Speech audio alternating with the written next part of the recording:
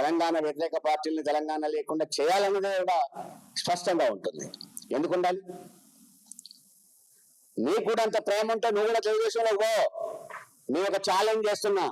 ఖమ్మం జిల్లా గడ్డ మెజ్జను మాట్లాడే ఖమ్మం జిల్లా బిడ్డగా నేను చెప్తున్నా, నీకు దమ్ముంటే అదే టీడీపీ నుంచి, అదే టీడీ పార్టీ గుర్తుపైన ఖమ్మం జిల్లా నుంచి పోటీ చేయి. నీకు డిపాజిట్ వస్తే ముక్కు నేలకు రాస్తా నేనని చెప్తా ఉన్నా. నేను దమ్ముంటే ఛాలెంజ్ చేయి, టీడీపీ నుంచి పోటీ చేయి ఖమ్మంలో.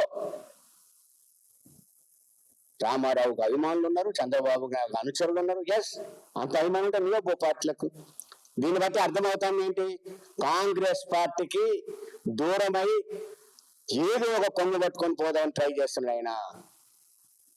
ఒకటి, బీజేపీకి దగ్గరవుతూ చంద్రబాబు నాయుడు వయా పెట్టుకొని కాంగ్రెస్ కి లాటి వేయడానికి ట్రై చేస్తున్నది తప్ప మరొకటి కాదు.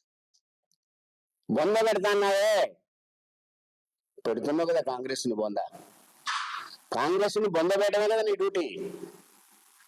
నిజంగా కనుక రామారావుకు నివాళులు అర్పించాలి అంటే, రామారావుకు నిజమైన నివాళి ఏంటంటే, రామారావు చనిపోయినాడు. ఆయన పార్టీ పేరేంటి? తెలుగుదేశం కాదు. తెలుగుదేశం నుంచి ఇప్పుడు నీ గురువు అని చెప్పుకుని చంద్రబాబు నాయుడు ఎల్లగొట్టండి ఆయన్ని. ఆయన వేరే పార్టీ పెట్టుకున్నాడు. ఆయన గుర్తు సింహం గుర్తు. రామారావుకు నివాళులు అర్పించాలంటే తెలుగుదేశం పార్టీని నువ్వు పొందబెట్టాలి.